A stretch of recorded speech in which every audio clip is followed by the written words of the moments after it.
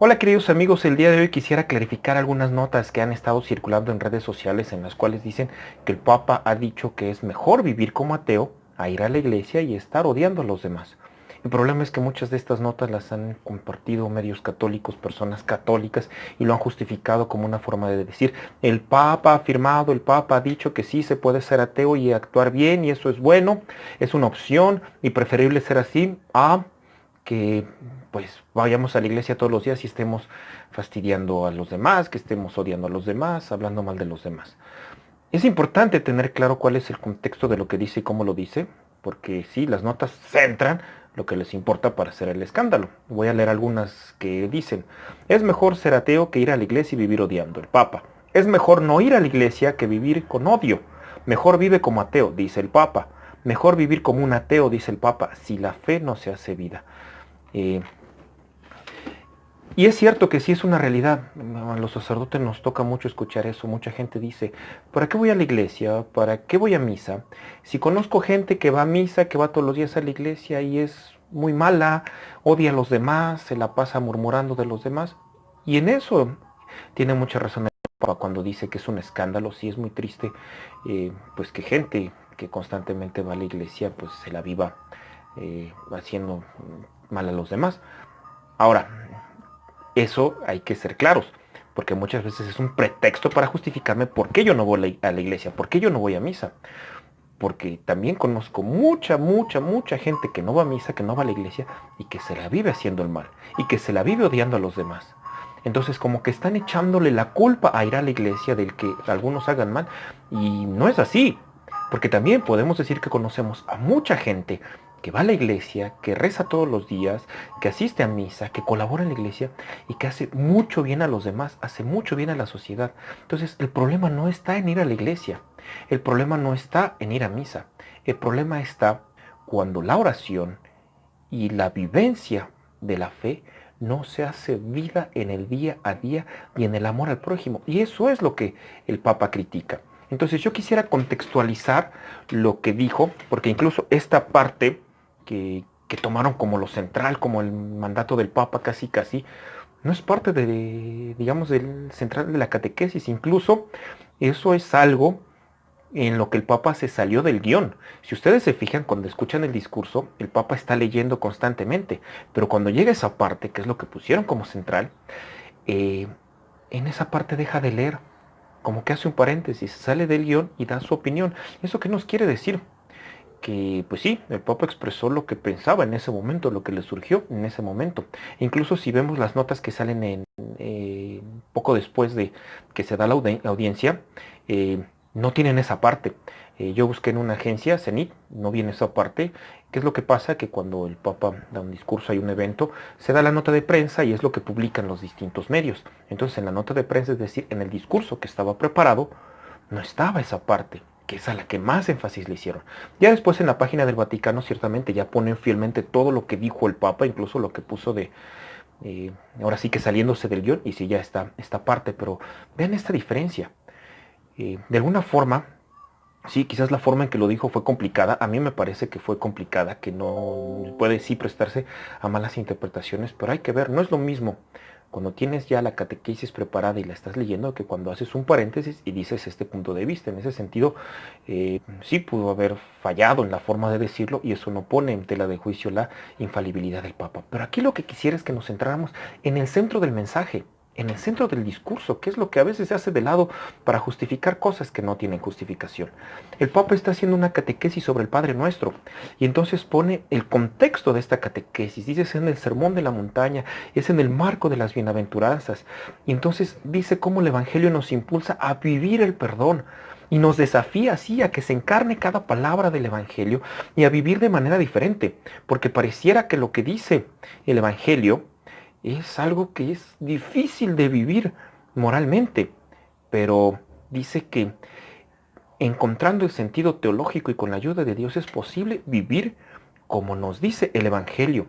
Dice, incluso amando hasta el perdón y amando a los enemigos, porque el amor de Dios no tiene confines. Entonces, lo que Dios quiere, perdón, lo que el Papa quiere en este discurso es desafiarnos a vivir el Evangelio profundamente, a vivirlo radicalmente. Y dice, es un desafío de cada día. Entonces no nos quiere mover pues sí, sean mejor ateos. No, nos quiere mover a vivir plenamente la fe.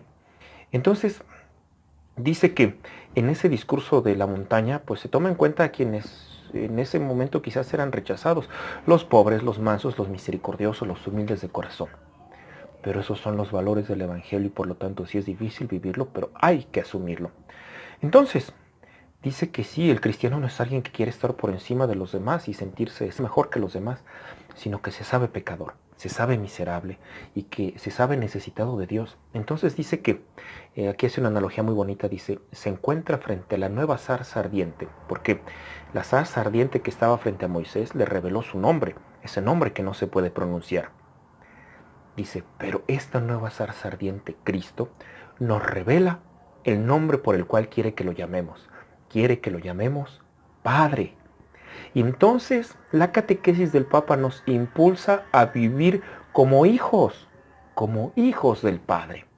Y entonces es cuando hace un contraste, dice aquí, Cristo, el mensaje de Cristo se opone a, dos grupos que no pueden, digamos, asumir este mensaje. Por un lado los hipócritas y por otro lado los paganos. Entonces, ahí cuando se centra en los hipócritas es cuando dice esta parte. ¿Por qué? Porque dice, cuando recen no sean como los hipócritas, que rezan enfrente de todo mundo y quieren que los vean. Y aquí es donde dice un término que es interesante, que de aquí vamos a enlazar a dar sentido a esto que dijo el Papa. Dice, porque estos hipócritas que rezan solo para que los vean, son personas que pueden tejer oraciones ateas, es decir, oraciones sin Dios. Es decir, el centro de la oración no es Dios. Aquel que hace oración para que lo reconozcan y lo vean, está poniendo en el centro de su oración a él mismo y al reconocimiento. Su oración no tiene a Dios, es una oración atea. Y entonces es cuando lo dice, y lo dice así. Si se fijan, es esa parte en la cual ya baja las hojas, está platicando y ya cuando termina esa parte otra vez busca dónde se quedó y sigue. ¿Cuántas veces nosotros vemos el escándalo de aquellas personas que van a la iglesia, están ahí todo el día, o van todos los días y después viven odiando a los demás, hablando mal de la gente? Esto es un escándalo. Mejor no ir a la iglesia, vive como ateo. Pero si tú vas a la iglesia, vive como hijo, como hermano y da un verdadero testimonio, no un contratestimonio. A ver, entonces lo que no está diciendo es que no están poniendo opciones. A ver, la primera opción es ir a la iglesia y vivir bien. Si no, pues esa, pues la segunda es, pues no vayas a la iglesia y vive como ateo, pero haz buenas obras. Y la tercera es la de que ve a la iglesia y odia a los demás. Pero esa no es buena, entonces mejor sea ateo. No, a ver, no está dando esas opciones. Está haciendo énfasis a aquello que ya he dicho anteriormente. Aquellos que rezan viviendo como ateos. O sea, no lo está dando como una propuesta. Si se fijan, lo está diciendo, a ver, como una crítica. A ver, ¿para qué vas a la iglesia si vives como ateo? No tiene sentido que si vas a la iglesia si vives como ateo. Entonces, a lo que mueve es a un cambio de vida. No es a dejar de ir a la iglesia, sino a seguir yendo a la iglesia, a mantenerse en esa vida de fe, a mantenerse en esa vida de oración, pero vivir como hijo. Entonces, lo que quiere es que nuestra oración sea una oración profunda, una oración llena de Dios. No está dando la opción del ateísmo, sino que nos está pidiendo que no seamos así, que nos llenemos de Dios, que tenga sentido lo que vivimos en la iglesia. Y ya después pues hace el contraste con los paganos que creen que por mucho repetir recibirán los favores de Dios. A esto se refiere a aquellos que piensan que por medio de las palabras Dios hará lo que yo quiero como si fueran palabras mágicas. Entonces, es, digamos, lo que también pide que evitemos. Pero también quisiera que viéramos, a ver, cuál sería la gravedad de promover esto como una opción que dice supuestamente el Papa, que no, ya vimos que no es así lo que dice el Papa. A ver, pues mejor vivir como ateo y ser bueno. A ver, queridos hermanos, es muy importante tener claro que no hay salvación sin Cristo, no hay salvación sin gracia. Ya lo había dicho en otro video, el ser ateo no es una opción para salvarse. Y el Papa no puede promover opciones para no salvarse. Sé que algunos se quejarán porque ya lo han hecho y dirán, es que tú estás condenando a todos. No, a ver, si no queremos que los demás se condenen, tenemos que decir cuál es el camino de la salvación y cuál es el riesgo de no tomar ese camino.